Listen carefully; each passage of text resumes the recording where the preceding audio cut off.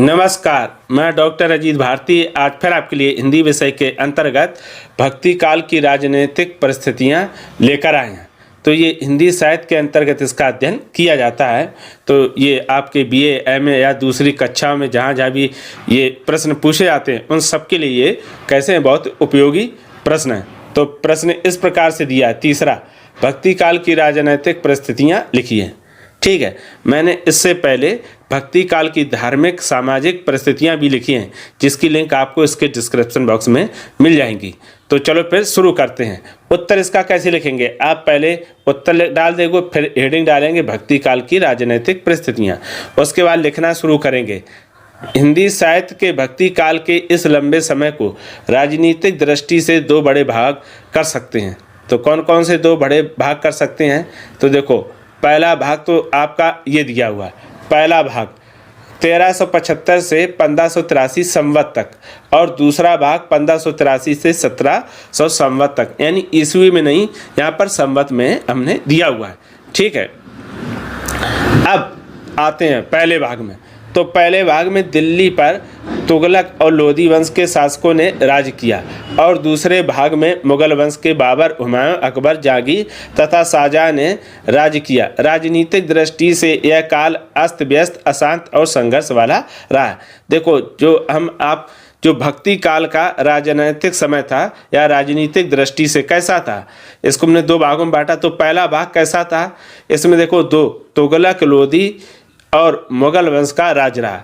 और ये कैसा समय रहा, इस काल में अस्त व्यस्त, अशांत और संघर्ष चलता रहा। ठीक है, उसके पश्चात अब आते आगे।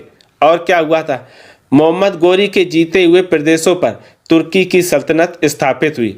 अलाउद्दीन खिलजी तथा मोहम्मद गोरी ने अपने लगातार प्रयासों से केंद्रीय शासन को मजबूत बनाया, लेकिन कुछ समय में ही चौपट हो गया। यानी जब तक वो जीवित रहे तब तक तो सही चला, जैसे ही वो मरे तो उसके बाद के शासकों के आने पर पूरा चौपट समाप्त।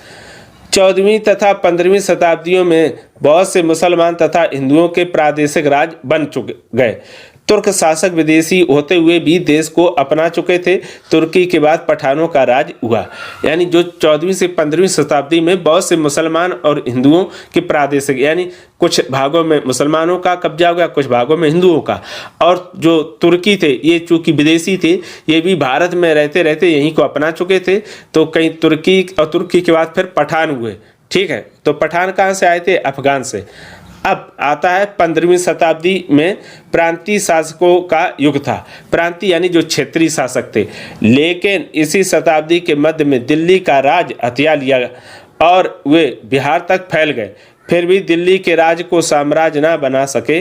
1925 में बाबर ने पानीपत का युद्ध जीतकर इब्राहिम लोदी को पराजित किया, और दिल्ली से आगे बढ़ते ही राणा सागा से मुठभेड़ हो गई। इसमें भी बाबर की जीत हुई। राणा सागा के बाद राजपूतों में प्रतिशोध की शक्ति न रही, लेकिन पठानों ने हिम्मत न हारी और प्रतिरोध जारी रखा। यानी बाबर से देखो, जो मुगल शासक उनसे अकबर लड़ते रहे, जब वो मर गए तो उसके बाद राणा सागा भी राजपूत आए, लेकिन ये उतनी शक्ति दिखा नहीं पाए, यानी विरोध नहीं कर पाए। लेकिन पठान आए, पठानों ने मुगलों से क्या संघर्ष किया। तो उसी दृष्टि में पठान शासक शेरशाह सूरी ने हुमायूं को पराजित किया। यानी जो पठान थे शेरशाह सूरी, उसने हुमायूं को परास्त कर दिया। शेरशाह के समय में ही जायसी का अमर काव्य पद्मावत लिखा गया। यानी जो पद्मावत लिखने का समय कब रहा? जायसी के समय रहा। शेरशाह के उत्तराधिकारी ये अयोग्य निकले, और उधर मुगलों का नेतृत्व अकबर जैसे प्रतिभाशाली के हाथ में आ गया था। वह अनपढ़ था। उसके नेतृत्व में पठानों ने पानीपत के दूसरे युद्ध में अकबर का डटकर मुकाबला किया, किंतु अकबर को हरा नहीं सके। दिल्ली सम्राट के सामने देश के छोटे छोटे हिंदू और मुसलमानों ने एक एक कर घुटने टेक दिए, लेकिन मेवाड़ के राणा प्रताप ने उसकी अधीनता स्वीकार न की और आजीवन लड़ता रहा। यानी राणा प्रताप, मैंने पहले बोल दिया, वहाँ नहीं था, यहाँ पर थे कि अकबर से मुकाबला कौन कर रहा था? छोटे मोटे मुसलमानों, हिंदू और मुसलमान जो शासक थे उनने तो घुटना टेक दिए, उनकी शरण में चले गए। लेकिन महाराणा प्रताप, उन्होंने उनकी अधीनता यानी गुलामी नहीं स्वीकार की और आजीवन लड़ते रहे। उनके मरने के बाद उनका पुत्र, प्रताप का पुत्र अमर सिंह जहांगीर से 16 वर्ष तक लड़ा, पर अंत में उसने अधीनता स्वीकार कर ली। यानी 16 साल तक लड़ाई के बाद में उसने उनकी भी अधीनता स्वीकार कर ली। शाहजहां के शासन के अंतिम दिनों में बुंदेलखंड में चंपत राय और महाराष्ट्र में शिवाजी की स्वतंत्रता की चेष्टाएं प्रकट हुई। यानी आपके बुंदेलखंड में चंपत राय ने और महाराष्ट्र में शिवाजी के स्वतंत्रता की चेष्टाएं प्रकट शुरू कर दी थी। अब फिर उसके बाद प्रस्तुत काल के इस विवरण से एक बात स्पष्ट हो जाती है कि विदेशी शासकों को देसी शासकों के प्रतिरोध का बुरी तरह सामना करना पड़ा। यहाँ के देसी शासक अंतिम दम तक प्राणपण से स्वतंत्रता के लिए लड़ते रहे।